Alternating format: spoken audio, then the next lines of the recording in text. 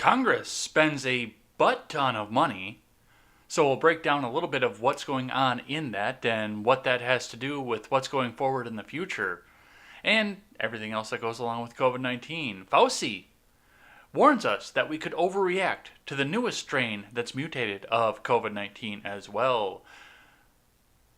The Robert E. Lee statue could be coming out of the U.S. Capitol, so we'll talk a bit about that, and the woman who is set to replace her. And Bill Barr doesn't think that we need to have a special counsel into Hunter Biden, and he sees no reason to do so. I'm Jay Edgar, and this is Contemporary.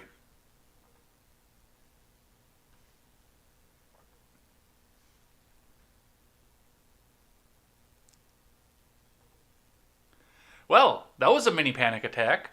I was just getting ready to switch the scenes on the last stream that I was on so we could come over and get into this one here, and I looked over and Chrome just dropped. It ended. And I was looking at desktop again, and I thought that I was going to spend another 2 hours searching for news stories, setting them all up and getting them all up in order. But as Ron had said, and I've discovered right about the same time he said it, I can go in and reload the tabs from the previous session, and they're all up there. And I actually clicked through and opened them all back up so they don't have to sit and reload as we're sitting here on the air. So everything's there. I went through and I got all the Fox News tabs to stop autoplaying because it's Fox fucking News and they autoplay. But we are here. We're back. A little bit of a delay, so I might even wind up being late for work here. But hey, the news stops for nobody, and we got a bunch of stuff to get to. But before we get started, head on over to freedomscoop.com.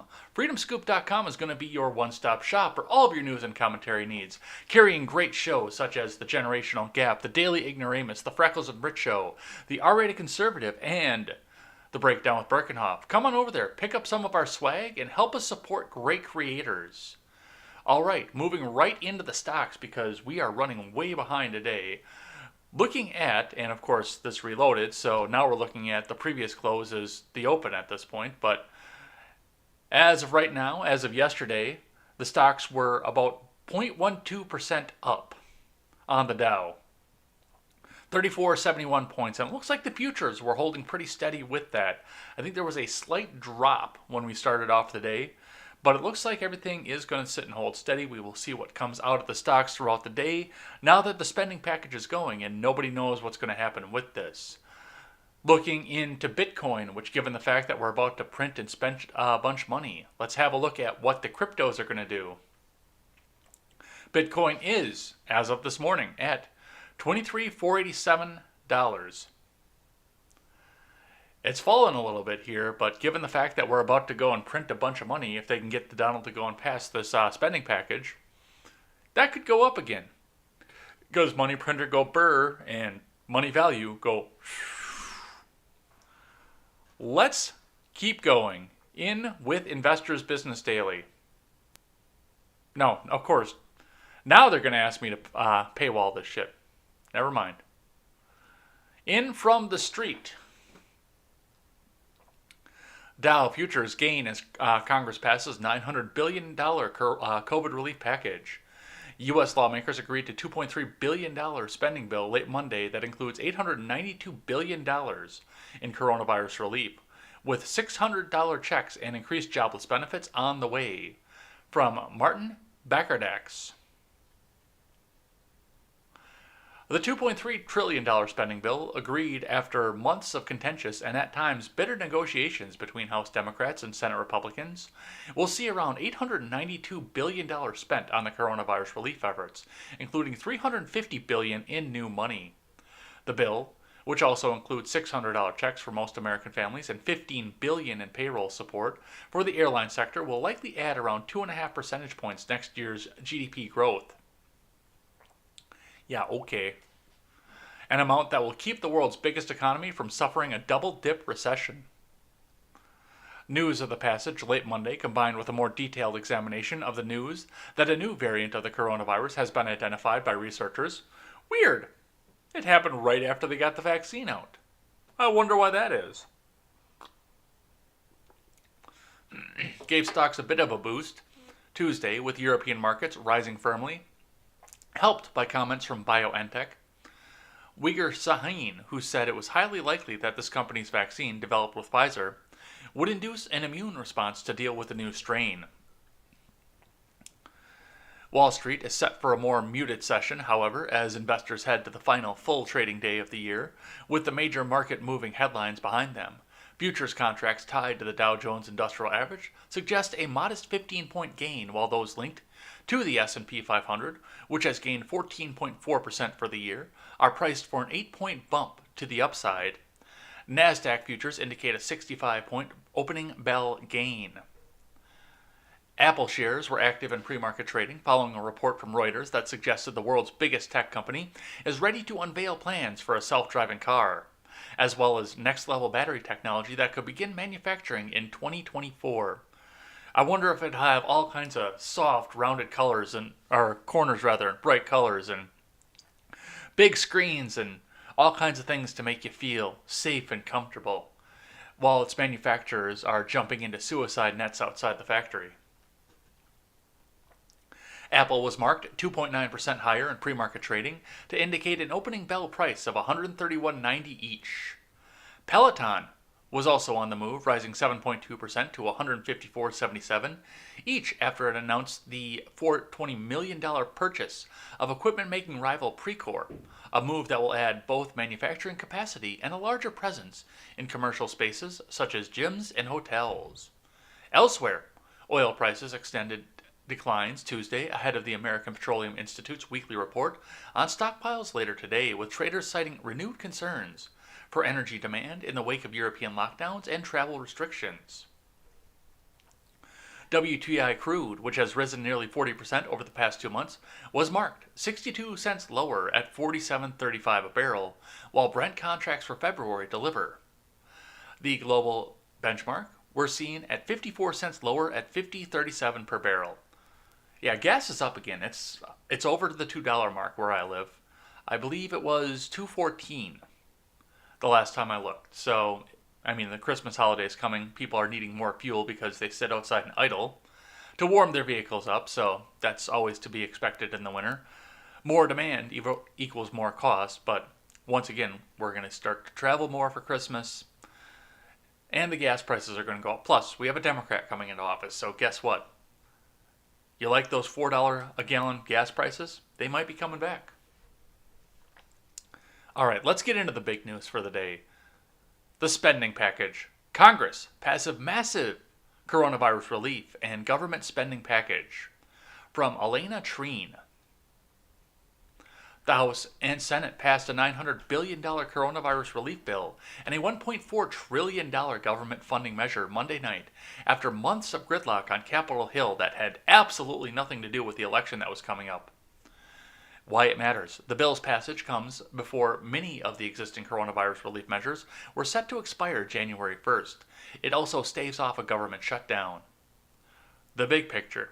While the plan is roughly half the size of the $2.2 trillion CARES Act, Congress passed in March, it is still one of the most expensive rescue packages in modern history. Democrat leaders who backed down significantly from their previous push for another $2 trillion bill say they view the deal as a down payment, something to tide Americans over until Joe Biden takes office and they can pass additional stimulus.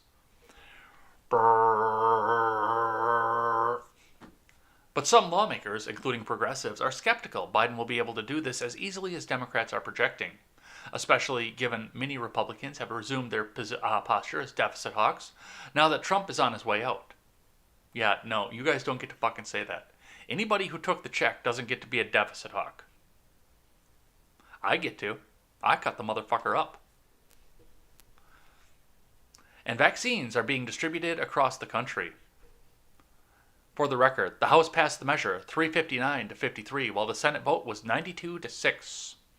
The 6 Republican senators who voted against the bill, Marsha Blackburn, Rand Paul, you knew he was going to do that, Rick Scott, Ron Johnson, Mike Lee, and Ted Cruz. So, that's what Axios is saying on the headline here.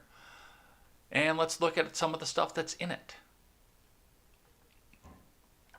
From Politico, breaking down the $900 billion stimulus package and $1.4 trillion omnibus bill. From Caitlin Emma and Marianne Levine. Congressional leaders on Monday unveiled the text of a $900 billion fiscal stimulus package and a $1.4 trillion government funding deal that will deliver critical pandemic aid to millions of Americans and pad federal agency budgets through next September.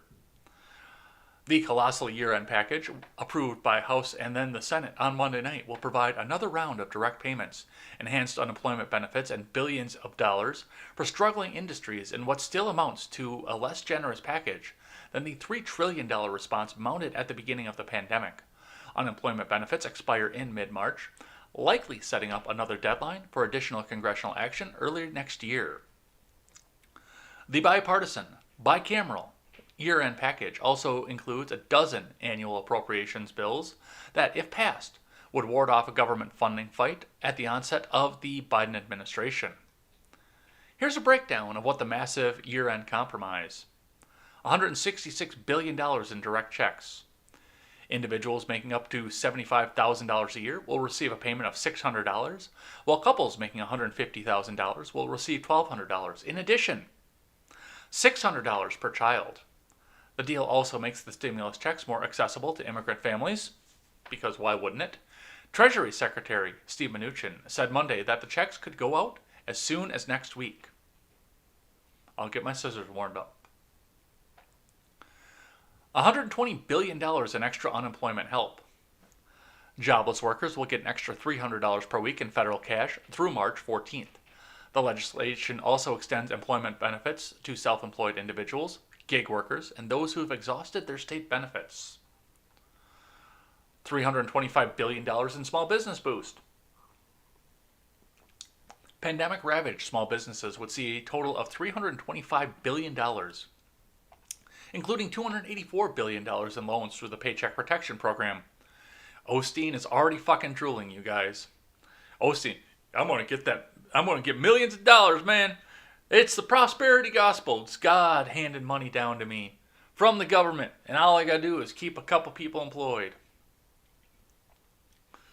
Who else? That lawyer that's supposedly going to be an ambassador for, what's his name? Joseph Rice. That's supposed to be an ambassador for the Biden administration. He's drooling too, because he's going to embezzle off that shit as well.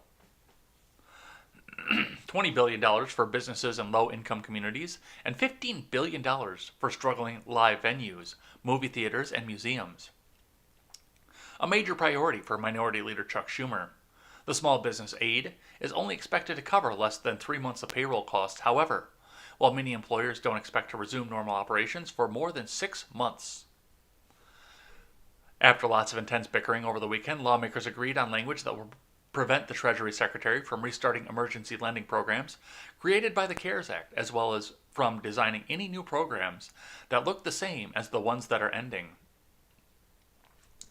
The legislation allows businesses to deduct expenses associated with their forgiven PPP loans, in addition to expanding the employee retention credit intended to prevent layoffs.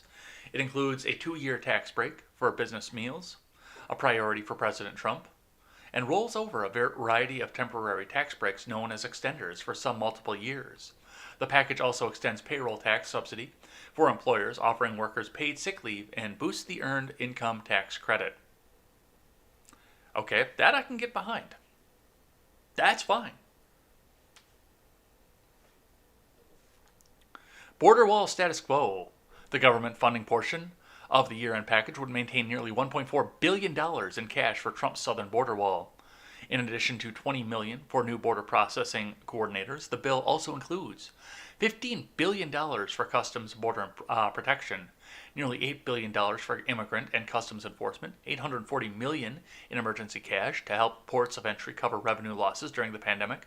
There's no new funding for an increased number of Border Patrol agents or immigration enforcement personnel. $45 billion in transportation aid, including $15 billion to help airlines maintain payrolls, $14 billion for mass transit, $10 billion for state highways, $2 billion for airports, and $1 billion for Amtrak. State and local governments now have until December 31st, 2021 to spend aid provided by CARES Act. The year-end package includes $13 billion to bolster food stamp benefits by 15%, although it doesn't expand SNAP eligibility. Farmers and ranchers will also see $13 billion round of direct payments to help cover pandemic-induced losses. Surprise billing deal. I think we have that. Yep. We will talk about that more in depth a little bit later. Billions for vaccines, testing, and tracing. Funding for federal funeral expenses. So FEMA can distribute money so you can go and have a funeral that 4 people can go to.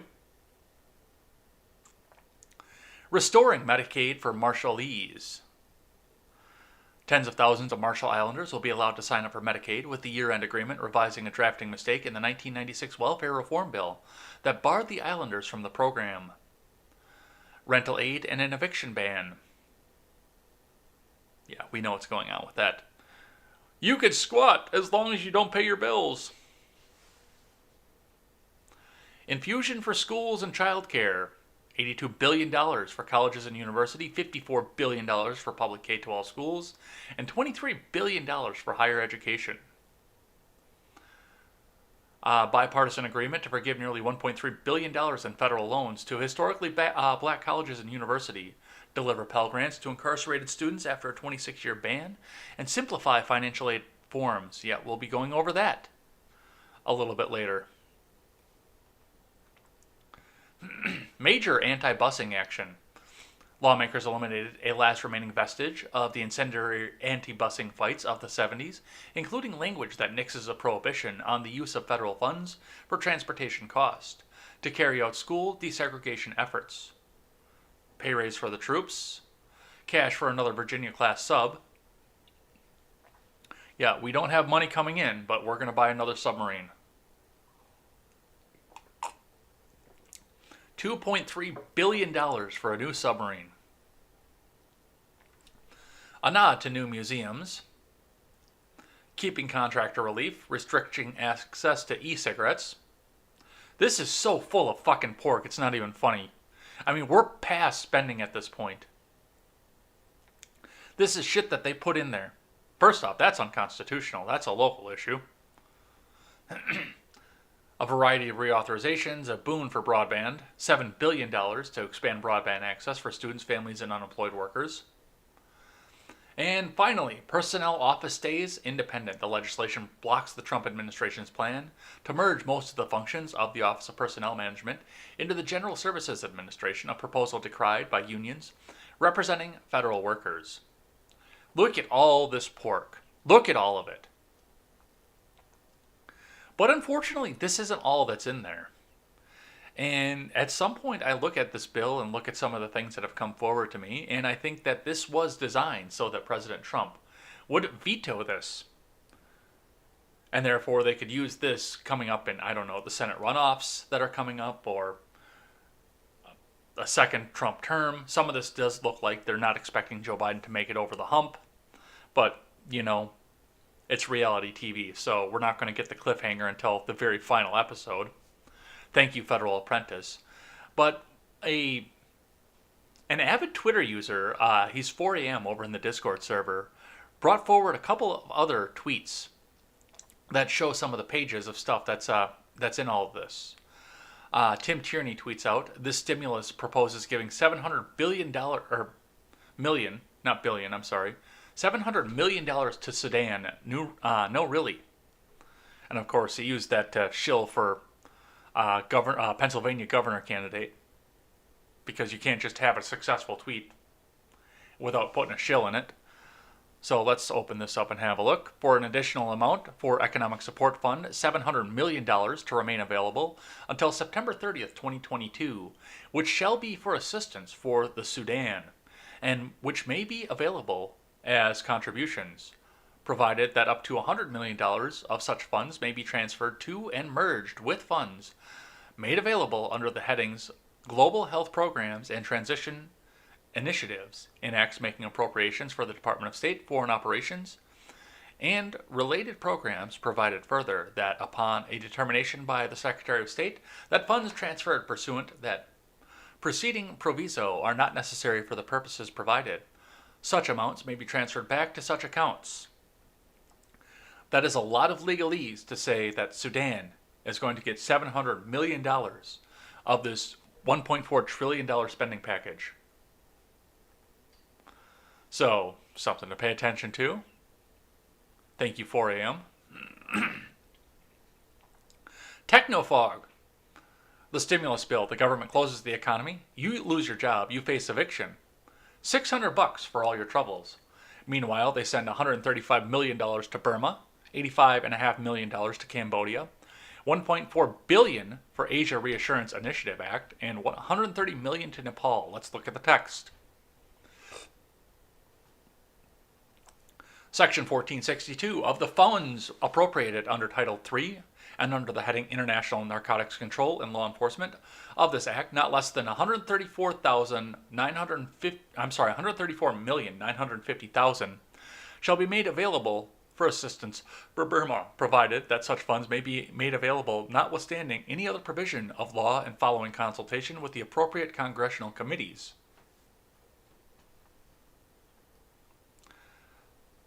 Cambodia, assistance of the funds appropriated under Title III of this Act, not less than $85,505,000 shall be made available for assistance for Cambodia. Indo-Pacific Strategy and the Asia Reassurance Initiative Act of 2018, assistance of the funds appropriated under Titles 3 and 4 of this Act, not less than $1,482,000,000 shall be made available to support implementation of the Indo-Pacific Strategy and the Asia Reassurance Initiative Act of 2018. How many of them little checks that everybody seems so excited for, how many of those little checks do you think that figure could make? How many more of those? And once again, I'm completely against the government giving a handout to people, even if they destroyed your life. But that notwithstanding, how many more people could have had a stimulus check with that amount right there? Last one. Of the funds appropriated under Titles 3 and 4 of this Act, not less than $130,265,000 shall be made available for assistance for Nepal, including for development and democracy programs. Nation building. They're going to go over a nation build on your dime. You know, I complain about social media sometimes and the effect that's had on the people, but for shit like this, I love social media and the fact that we can sit up and look at some of this stuff and come with receipts. What else do we have here? Tim Tierney once again, followed up by CC Politics. Tim Tierney, the stimulus proposes giving 700. Did I do this one already? Oh yeah, that's a subtweet from the other one. Come on, where are you? There you are. So CC, replying to Tim Tierney on this one, looks like it gives $1.3 billion to the Egyptian military too. Of the funds appropriated by this act under the heading Foreign Military Financing Program, $1.3 billion, $1,300,000,000 to remain available until September 30th, 2022, should be made available for assistance to Egypt, provided that such funds may be transferred to an interest-bearing account in the Federal Reserve Bank of New York. So not only are they going to give $1.3 billion to Egypt, they're going to put it in a bank where it'll make interest so they can give more of it away instead of keeping it back up on you. All right, what else do we have here? Of course, Walter Bragman points out the new COVID relief bill contains $500 million for Israel.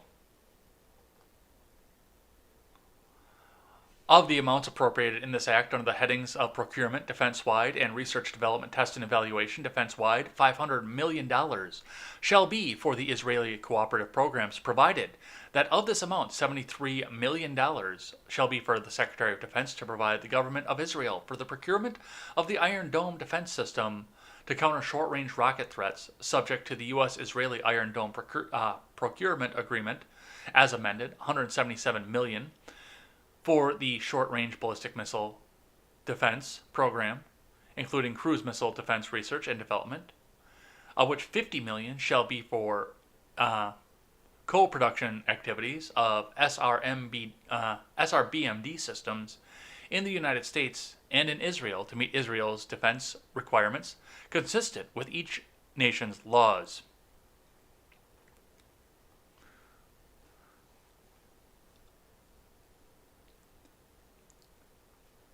Yep.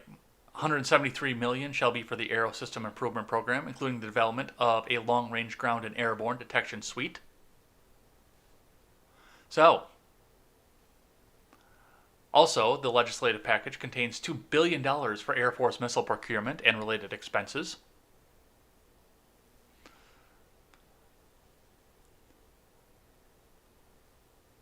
Let's see. For construction, procurement, and modification of missiles, rockets, and related equipment, including spare parts and accessories.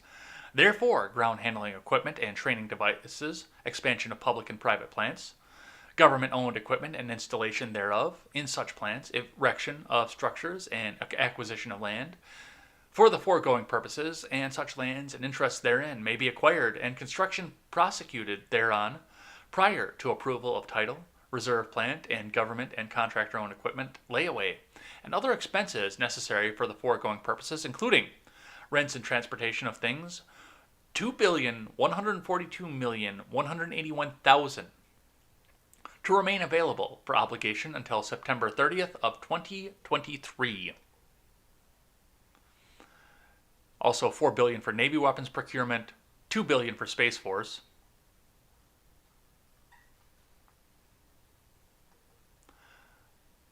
And that's what I have on the, that is a bunch of money, you guys. That's more money than most of us are ever going to see in our lives. Combined, I think. And of course, this last part's coming from a Red Rose guy who thinks that the government should just be out doing modern monetary theory and just paying you all for everything that you need, and you can go and explore your own interests on your own time.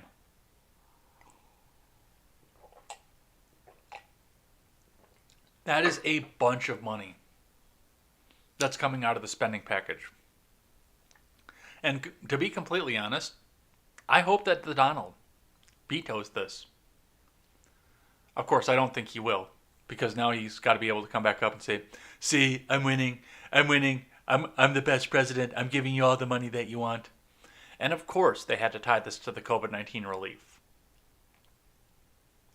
So, we will see what comes out of this. As of right now, I don't believe that this has been approved or vetoed by the president. So, we will see what's to come out of this. This will probably be big news for the rest of the week. So, we'll watch it coming into the Christmas week. But that is a butt ton of fucking money. That is a big amount of money. And the mainstream media would have never told you about this.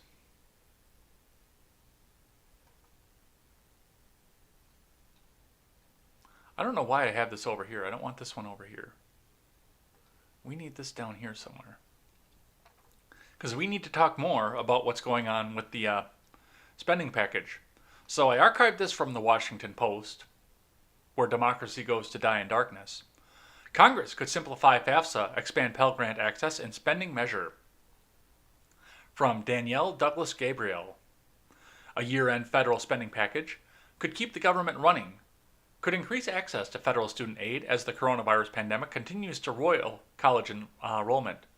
The $1.4 trillion Omnibus spending bill is expected to include higher education provisions to streamline the free application for federal student aid, known as FAFSA, and expand eligibility for Pell Grants, a form of aid for families typically earning less than $60,000 a year.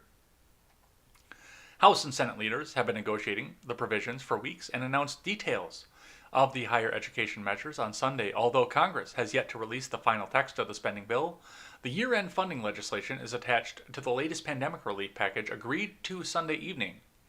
Legislators are likely to vote on the package as early as Monday. The package released today includes a wide range of provisions secured by House Democrats that will make federal grants and loans more accessible and more generous, particularly to our most vulnerable students, says Representative Robert C. Bobby Scott of Virginia, chairman of the House Education Committee. While this is not the comprehensive overhaul of Higher Education Act, there's still work to be done. This proposal will help millions of students until it comes time for them to go back and pay it back, and then they will continue to vote for people who will give them free student aid forgiveness. I did a solo video on student aid forgiveness. I was not satisfied with how it turns out.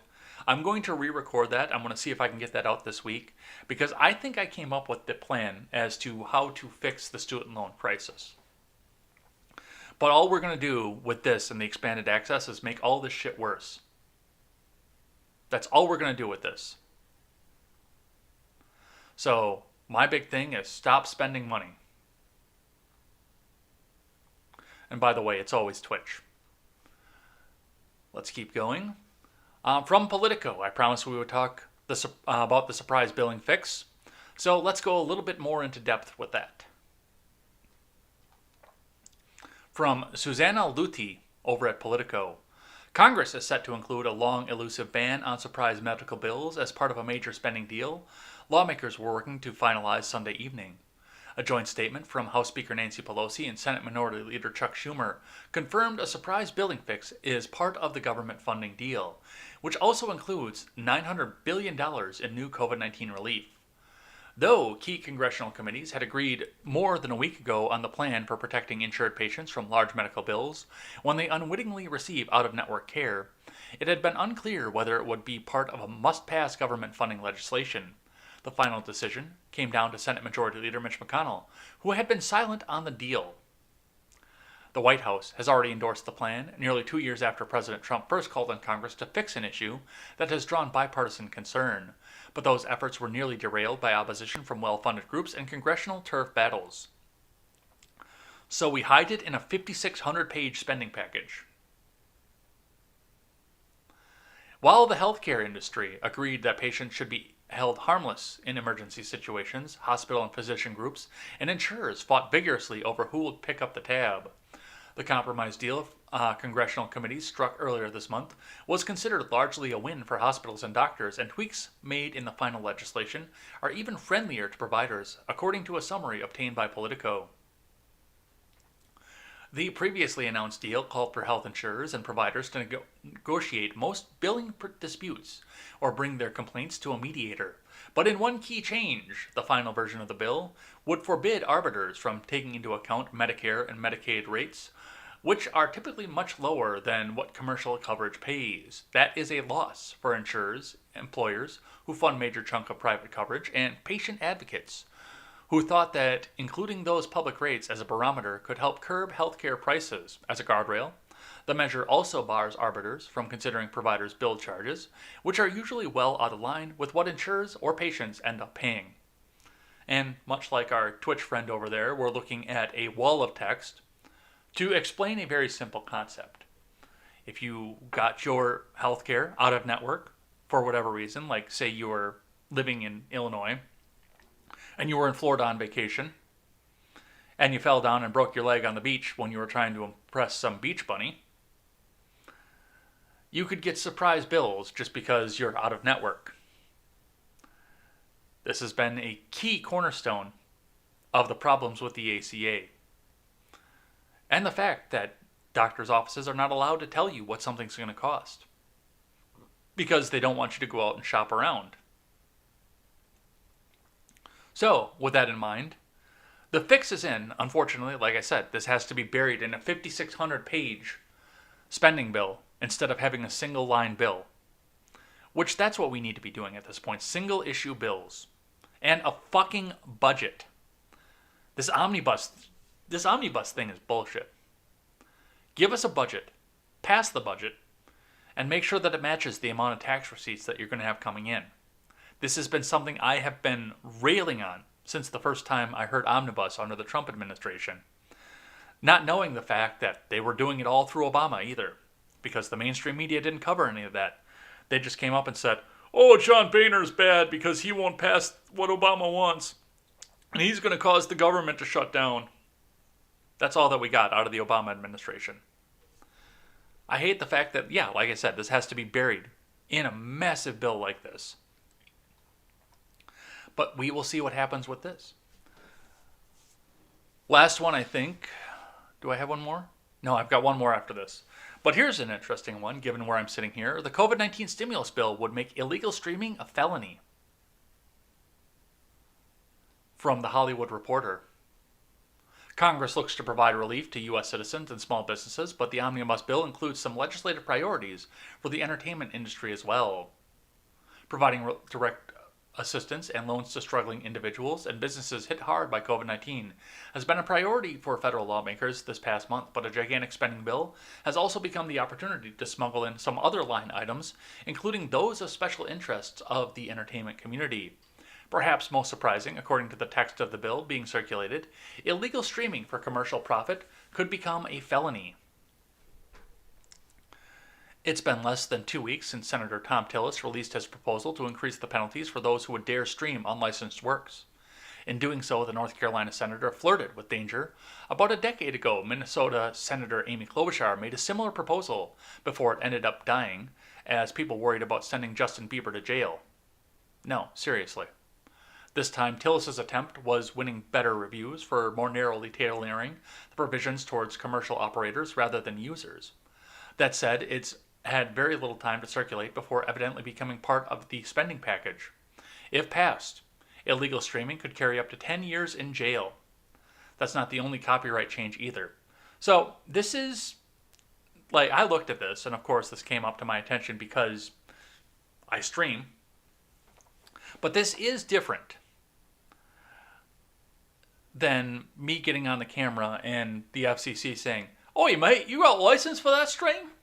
It's different than that. What they're talking about with this is say, well, let's look at it. The other day when we all watched Scott Pilgrim's versus the World together in the Discord server. If I'd have done that on YouTube or DLive or something like that, that's what they're talking about with this. Which is acceptable. I mean, it is copyrighted material. However, with the pandemic, I would love to have the chance to share and hang out with some of my friends, even if we can't go and all hang out together. And most of my friends at this point live all around the country anyway, so that's what this is going for. Not necessarily trying to impede on what I'm doing here, but still something to watch because they will hide shit like that in a massive bill like this instead of, like I said, making a single line item bill. All right, last one I have on the Omnibus, and then we'll get into some of the rest of the news here for the week. Pelosi praises $600 stimulus check as significant, had very different words for the Trump tax cut bonuses to workers in 2018. This is from the Daily Wire from Ryan Saavedra. House Speaker Nancy Pelosi came under fire Monday for describing a $600 stimulus check as significant after she demonized bonuses, oftentimes larger than $600, that many Americans received from the Trump tax cuts in 2018 as crumbs, pathetic and insignificant. During a floor speech on Monday, Pelosi called the coronavirus stimulus bill a good bipartisan bill and that the $600 checks that Americans received were significant. However, in 2018, Pelosi demonized Americans who received pay raises, special bonuses, benefit increases, and other positive financial measures from their employers as a result of the Trump tax cuts.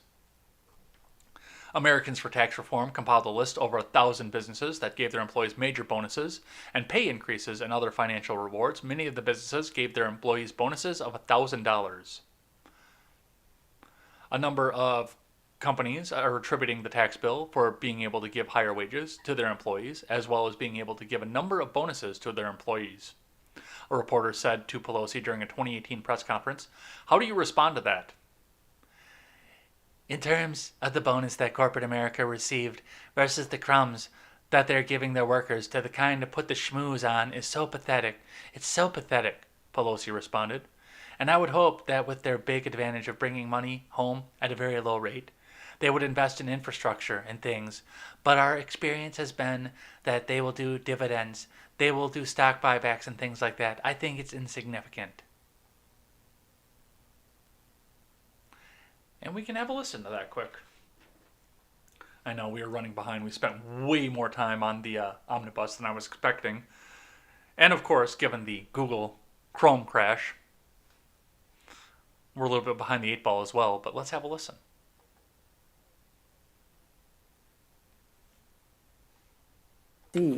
Versus the in terms of the bonus that corporate America received versus the crumbs that they are giving to workers to kind of put the schmooze on is so pathetic. We also have in the legislation direct payments, which were not in the Republican bill, to America's working families. I would like them been bigger, but they are significant, and they will be going out soon. So in terms of the bonus. There you go.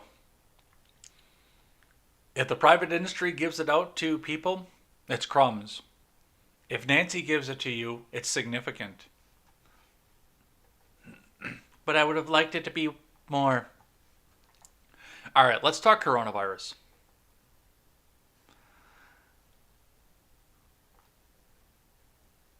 We got to rearrange just a couple things here. So, Fauci warns against overreacting to the new strain, advises against banning UK flights. From Zach Budrick over at The Hill. Anthony Fauci, the nation's top infectious disease expert, said Monday that he would not recommend suspending flights from the United Kingdom over a more infectious coronavirus strain detected in southern England. The U.S. should without a doubt keep an eye on it, but we don't want to overreact, Fauci told CNN. Follow it carefully, but don't overreact to it, he added.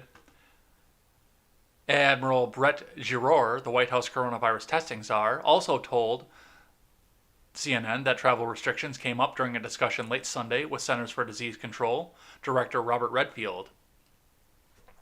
I think we're waiting for CDC kind of recommendations. Last night, talking to Dr. Redfield, there was not a recommendation for that. Again, every hour we get more information. I think, as we've done, we need to listen to the best experts, Giroir said Monday morning. Asked later if restrictions are on the table, Giroir replied, I think everything is possible. We just need to put everything on the table, have an open scientific discussion, and make the best recommendations. Well, that's fair. Hopefully the science isn't completely politicized, but I think that's fair. Get all the information out there and then make the decision.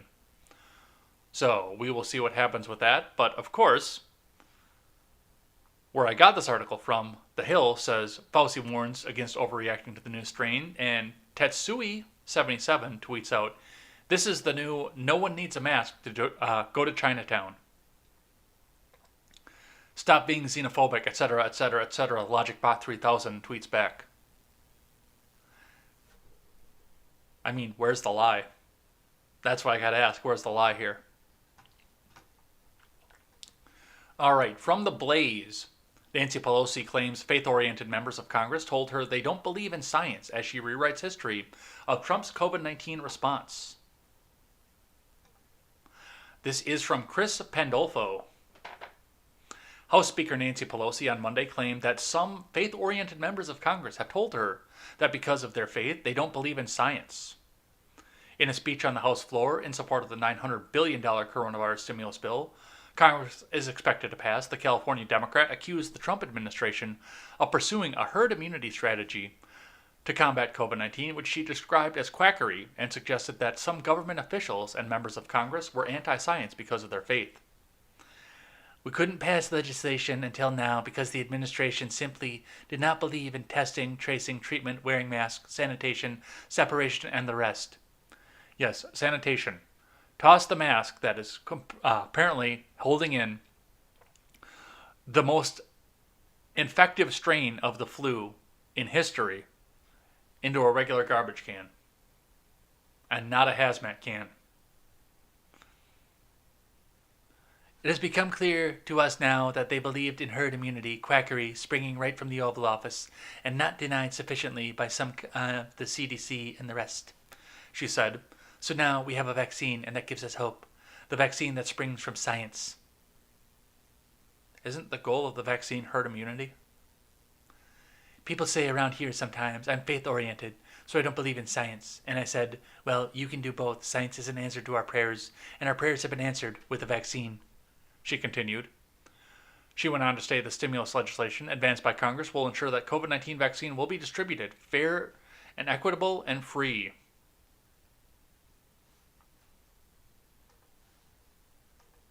We didn't do it. We couldn't pass legislation until now because the Administration simply did not believe in testing, tracing, treatment, wearing masks, sanitation, separation, and the rest, scientific approach. It had come clear to us now that they believed in herd immunity, quackery, springing right from the Oval Office, and not denied sufficiently by some of the CDC and the rest. So now we have a vaccine, and that gives us hope. A vaccine that springs from science. People say around here sometimes, I'm faith-oriented, so I don't believe in science. And I said, well, you can do both. Science is an answer to our prayers. And our prayers have been answered with a vaccine. And in this legislation, we had provision for it to be developed, purchased, and distributed in a way, again, that is fair and equitable and free. My faith-based friends, do you believe in science? All right, let's keep going. From the Hill. Stella Parton, singer and sister of Dolly, lashes out at politicians in viral tweet over COVID-19 vaccine rollout. From Eris Folly. Stella Parton, a country music singer and sister of Dolly Parton, went viral this week after criticizing politicians amid the government's rollout of the coronavirus vaccine. In a tweet over the weekend, Stella Parton pointed out to her older sister's recent donation to help fund research for Moderna's coronavirus vaccine, writing, "If a little hillbilly singer like my big sister Dolly can invest in the vaccine, then why the hell can't some of you old, moldy politicians pitch in a few million yourselves? I noticed you started getting vaccinated right away while people are starving and dying, you a-holes." The tweet has racked up more than 354,000 likes in the past 2 days. Her comments come as lawmakers in Congress continue to face pressure to pass the long-sought coronavirus relief legislation amid the ongoing pandemic, which has impacted tens of thousands of jobs across the country this year. Despite months of coronavirus restrictions that shuttered businesses temporarily across the country this year, Congress has not passed coronavirus relief legislation since the spring. Stella Parton also called out politicians she said started getting vaccinated right away while people are starving and dying. However, some politicians have gotten vaccinated in recent days to help assuage fears and improve trust around the vaccine. Yeah, that's not what the Red Roses over on Twitter are telling us. We're being told that they went out and got the vaccine because the most important thing is to keep the government running. So a healthy 29-year-old bartender can jump the line and make sure she gets her vaccine because she loves the working American families so much. She loves the working American families so much that she jumped in line and took one of their vaccines away from them.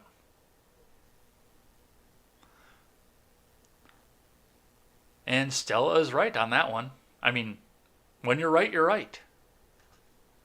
All right, I got another one here from The Blaze. Cuomo has banned fans from football games all season. Now that the Bills have made the playoffs, he says he wants to go to a game in person. From Chris Field, the Buffalo Bills have had a heck of a season. Really?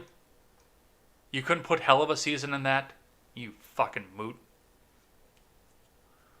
Under the leadership of their star quarterback, Josh Allen, who has wowed analysts and prognosticators, the Bills clinched the AFC East Division Saturday with a win over the Denver Broncos. With 2 games to go, the 11-3 Bills have their fans, who haven't seen their team make the division title since 1995, in a tizzy, with expectations set pretty high. But unfortunately, those diehards, they've not been able to watch a single game in person.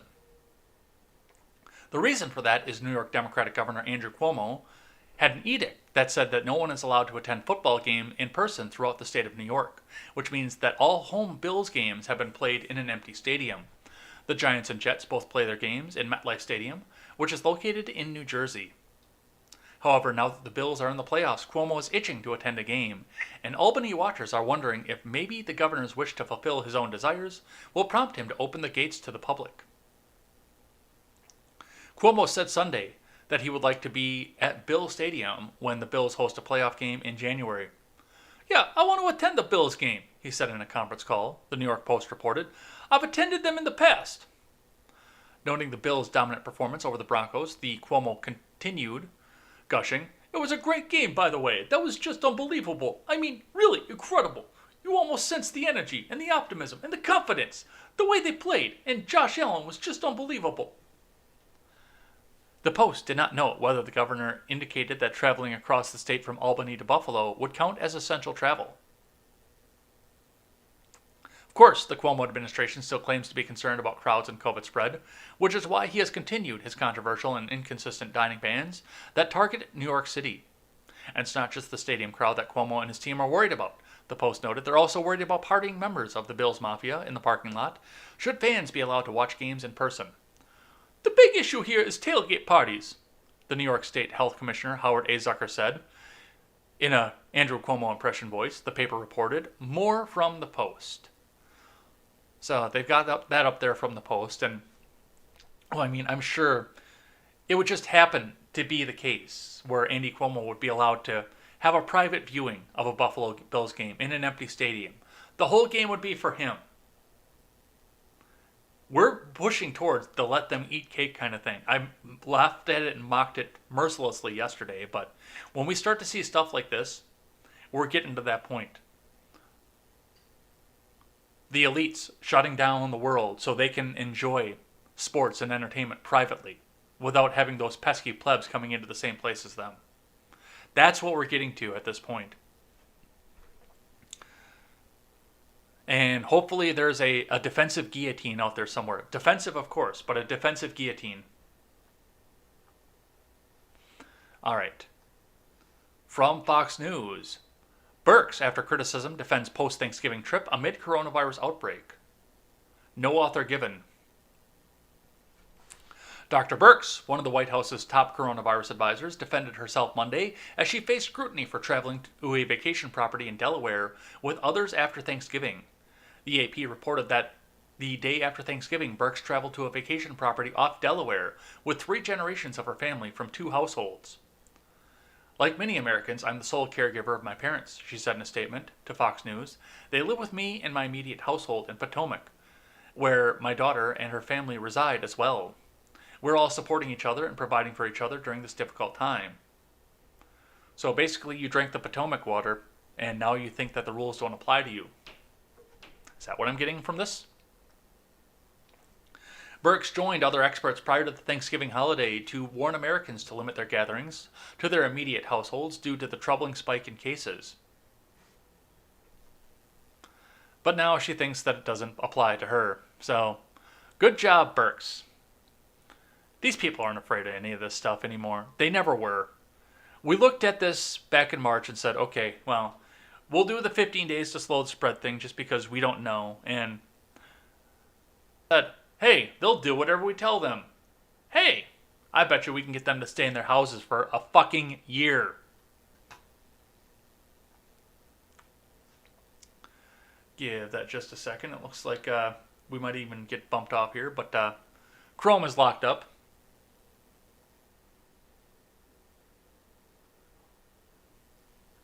All right, that is back. Let's keep going. See if I get bumped out of a... Yep. Oh no, we're not bumped out of it. It just overloaded the encoding. Did we get bumped out? Did we get bumped off for a second? Live chat, let me know if we're still here. Meanwhile, we'll keep going. Tulsi Gabbard refusing COVID-19 vaccine until elderly Americans receive it. Blast CDC bureaucrats. From John Bowden.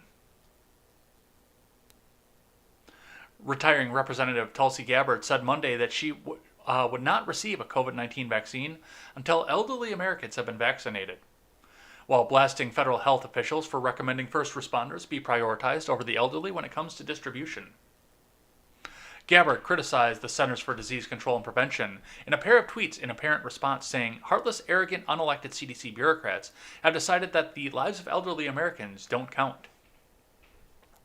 They're recommending 100 million essential workers, i.e. healthy people working at liquor stores or phone companies, can get the vaccine before our grandparents, wrote Gabbard, a former 2020 Democratic presidential candidate.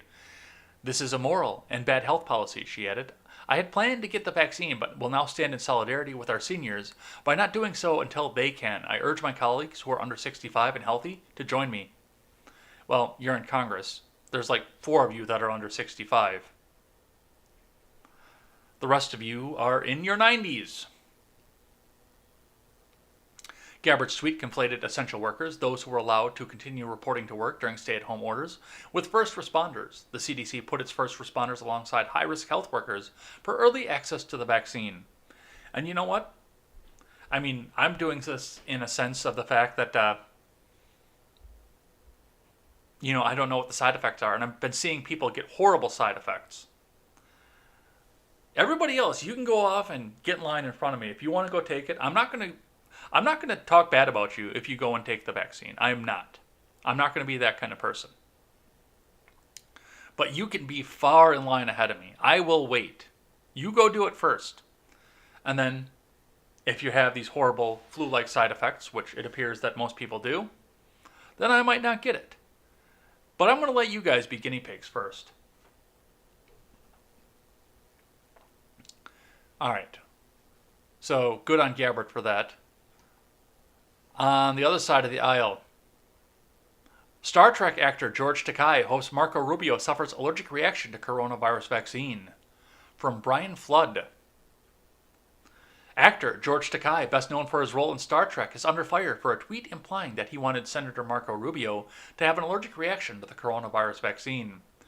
Rubio took to Twitter on Saturday, posting a photo declaring he's so confident in the vaccine he took it himself, and jumped the line in front of somebody who's either a healthcare worker or an elderly that could have got it first.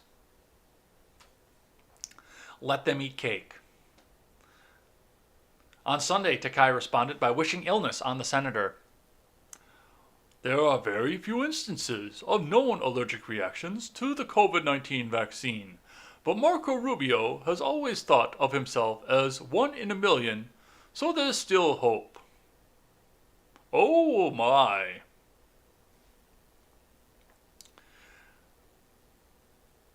This is the party that has the monopoly on love and tolerance, you people. Remember, they will tell you that they're the only ones that have love and tolerance, and the other party is the hateful one. And then Takei is up there, hoping that Marco Rubio gets an allergic reaction and dies. You people wonder why I've never seen the original series. Not that any of the actors in any of the other series are any better, but they're not as vocal about it. Many condemn the Star Trek actor for wishing sickness on Rubio, and we'll just take Bethany Mandel's and move on at this one. This is psychotic. We want everyone to take this vaccine and be in good health, especially those who are setting the right example by getting it. That includes Marco Rubio. Seriously, seek help, because this is not a normal reaction to seeing someone get a vaccine. And that's just it, too. I mean, we see Trump supporters, or I'm sorry, Biden supporters, or Biden acceptors, let's say that. We see Biden acceptors out there wishing death on Trump supporters, hoping for the chance that they can get out there and force their will upon the Trump supporters. It's psychosis. It's sociopathy is what it is, but these people, they're broken. Trump broke a lot of these people. But it was going on long before Trump, though. They would go in and, wish that certain politicians would die, no matter what it was that they did. A lot of people, Trump brought it out into the open, but it's been there for a long time. Progressives are so full of hate, you can barely have a conversation with them. But look at all these responses. And these are just the ones that Fox News deemed worthy enough to put up there. The heavy metal libertarian, by the way, George Takei's disgusting human being. Hey, Twitter, is it totally cool to wish death on somebody? Is there anybody in here I know? Doesn't look like it. I've interacted with the heavy metal libertarian before, but I don't know him personally. All right, we've got another video here. Attorney General Barr says he's not seen a reason to appoint a special counsel to investigate Hunter Biden and has no plan to do so before he steps down. I believe there should be a special counsel appointed to investigate the allegations against Hunter Biden. On your first question, we think that the prospects are very good. Masoud is in the custody of the current government of Libya, and we have no reason to think that that government is interested in associating itself with this heinous act of terrorism. And so we are optimistic that they will turn him over to face justice. On the second question, I think to the extent that there's an investigation, I think that it's being handled responsibly and professionally currently within the department, and to this point I have not seen a reason to appoint a special counsel, and I have no plan to do so before I leave. Off topic, do you... Well, here's the deal, Billy Barr. It's not up to you anymore. After you leave, there are 30 days that the Trump administration could put a special counsel up, and by God, I hope they do. I don't know if they're going to find anything or not. I don't know how well any of this is hidden. But I'd like to see, I'd like to understand, I'd like to know what these foreign ties are and if they go to President Biden or not. I sat and watched the Mueller probe day in and day out, as progressives sat there and salivated and said, this is the day Mueller's going to drop the bomb and they're going to have to frog march Trump out. Oh my God, this is the day, this is the day, this is the day. And we sat there and we watched it patiently. I thought it was a waste of fucking money, but there was less evidence for the Russia probe than there is for what's going on with Hunter Biden. And I'd like to see it through. I'd like to see the end of it. But the most important part is as of now, it's not your concern, Bill Barr. But keep giving press conferences and telling people what they want to hear. All right, we've got just a few more here. Then we'll do Twitter trending and head on out of here. From The Blaze, Rudy Giuliani on election investigation and Georgia Senate vote. From Blaze TV staff. That's just Glenn Beck video. We're going to skip that one. From the New York Times, a former newspaper. The Red Slime lawsuit that could sink right-wing media. Oh boy, they're salivating at this point. From Ben Smith. Antonio Mujica was born in Boca Raton when an American presidential election really melted down in 2000. And he watched with shocked fascination as local government officials argued over handling Chads and butterfly ballots. It was so bad, so incompetent, that when Mr. Mujica, a young Venezuelan software engineer, decided to shift the focus of its digital security company, Smartmatic, which had been working for banks, it would offer its services to what would obviously be a growth industry, electronic voting machines. He began building a global company that ultimately provided voting machinery and software for elections from Brazil to Belgium to his native Venezuela. He even acquired an American company, then called Sequoia. Last month, Mr. Mujica initially took it in stride when his company's name started popping up in grief-addled Trump supporters' wild conspiracy theories about the election. Of course I was surprised, but at the time, it was pretty clear that these people were trying to discredit the election, and they were throwing out 25 conspiracy theories in parallel, he told me in an interview last week from Barbados, where his company has an office. I thought it was so absurd that it was not going to have legs, but by November 14th, he knew he had a problem. That's when Rudy Giuliani, serving as the president's lawyer, suggested that one voting company, Dominion Voting Systems, had a sinister connection to vote counts in Michigan, Arizona, Georgia, and other states. Mr. Giuliani declared on Twitter that the company was a front for Smartmatic, who was really doing the computing. Look up Smartmatic and tweet me what you think. And this goes, this is just like having a Twitch troll come in here and give their opinions here. You're looking at a wall of text to say very little. In an era of brazen political lies, Mr. Mujica has emerged as an unlikely figure with the power to put the genie back in the bottle. Last week, his lawyer sent scathing letters to Fox News, Newsmax, and OAN demanding they immediately forcefully clear his company's name and that they retain documents for a planned defamation lawsuit. He has legal experts say an unusually strong case, and his lawyer is J. Eric Connolly, who not coincidentally won the largest settlement in the history of American media defamation in 2017 with at least $177 million for a beef producer whose lean, finely textured beef was described by ABC News as pink slime. So, he's going to sue Fox News, Newsmax, and OAN. Basically, he's going to sidestep the First Amendment and do the work that Kamala Harris wants him to do for this, is what this is coming down to. And he thinks, by the way, that this is going to end those channels. It's not. It's not. The Supreme Court will step in, take the appeal, look at this and say, this is First Amendment protected. They have freedom of the press. Get the fuck out of here. And once again, where's the lie? I mean, the Antrim County judge put the news out there that there was actually a problem with this. We have seen the documents. So this one's going to get tossed. All right. From NPR, we'll do a brief little segment on this here in our NPR voice. Let the people driving fall asleep while they're listening to NPR, because that's what they do. I'm going to call this the lunch break voice with John, because, you know, this is how John talks too when he's by himself. He gets a little more excited when he's got other people with him. But when he's by himself, he's got the NPR voice. Virginia removes its Robert E. Lee statue from the U.S. Capitol. From Merritt Kennedy.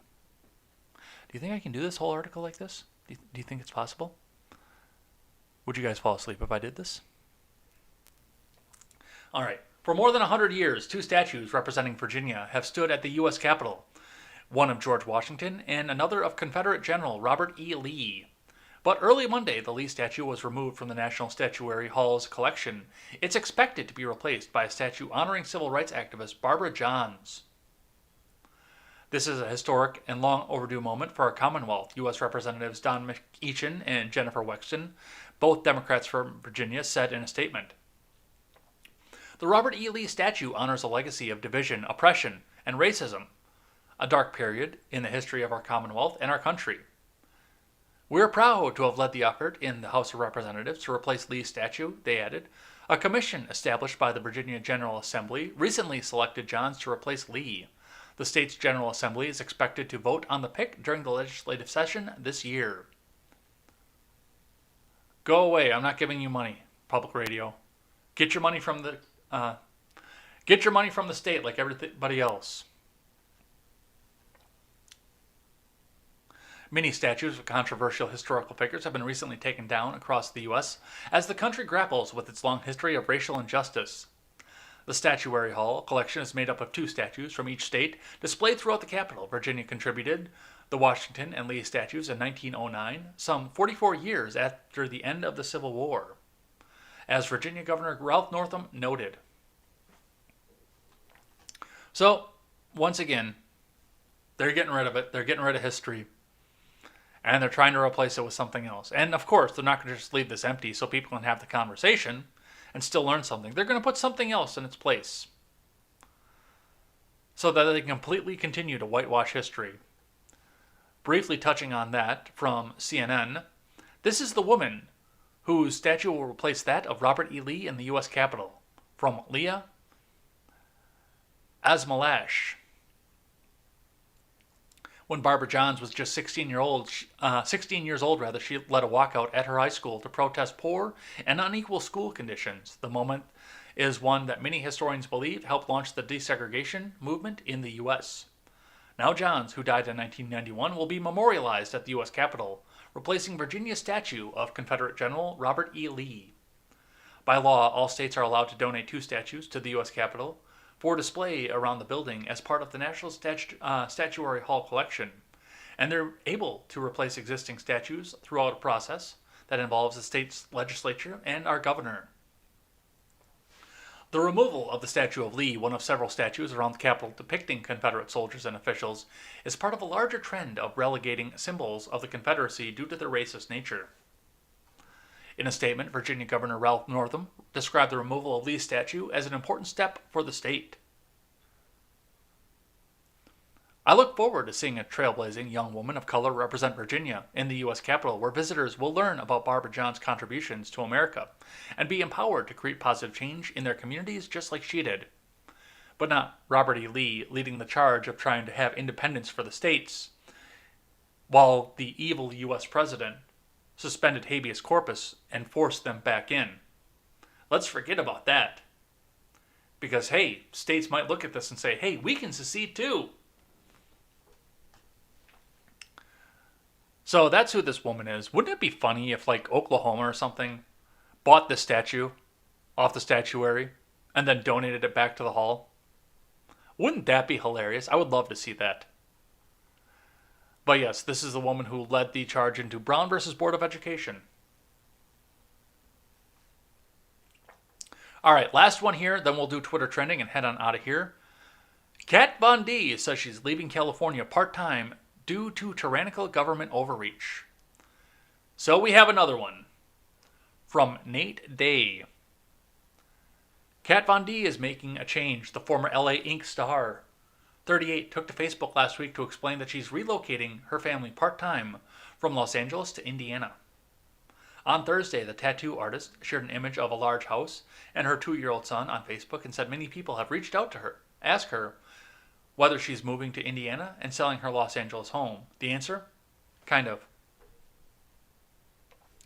Definitely not selling our beautiful home in LA, but with all that's taking place in California with terrible policies, tyrannical government overreach, ridiculous taxing, amongst so much more corruption, we just felt the need to plant roots in a small town where my son can be free to play, she said in part. The star also said she plans to one day retire to the small town. Yeah, the next time you get your property tax bill in California, you are probably going to change your mind off of this one. And people will probably go to your business in Indiana as well.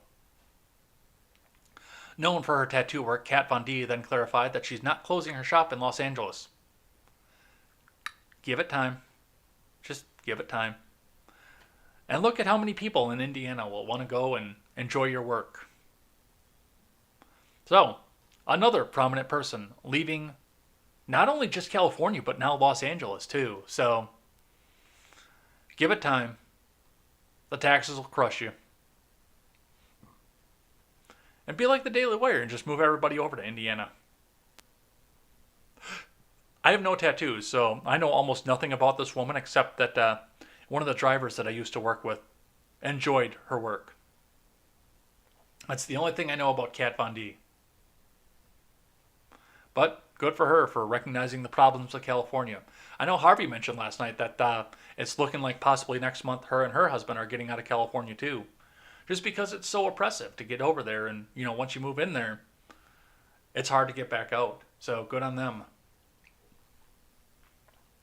All right, and that's going to be it for the news. And the last thing that we do on a Tuesday on the show is Twitter trending. So let's get this up and reloaded. See what we've got going on. Trending today. Not for me. We're going to do the trends. There's some weird shit out here. Trending number 1 today. 100 free iPhone 12 with hashtag unboxtherapy. This has got to be an advertisement of some sort. People just keep tweeting out 100 free iPhone 12. Is this a virus that's going through? Are people getting botted? What the fuck? They want a free iPhone 12. They want a free fucking Crapple product. That's what they want. I don't want a free Crapple product. Crapple sucks. I do have... Is it over here? Or is it somewhere else? I think it's out in the kitchen. I have an iPhone 5 that I use as a music and podcast player. And that's all that I use it for. Because it keeps all the podcasts off my Note 10. And it keeps the space freed up on my Note 10. Because if I had all the podcasts that are on my iPod, on my Note 10, I would be getting the memory warning all the time. But yeah, I can keep them all on an iPod. I can listen to it there. I do like the audio system on the iPod better, but not enough to use it as a regular handset. So, with that, that's your number 1 trend today is 100 free iPhone 12. Number 2, we'll skip Tuesday vibe. Number 3, vote them all out. GOP politicians, it's physically impossible to protect and defend the Constitution at the same time you support a president who has been in violation of it every single day of his presidency. Why would GOP politicians be supporting Barack Obama? I don't understand. You broke your oath. Hashtag vote them all out. We're going to tweet that back at the person.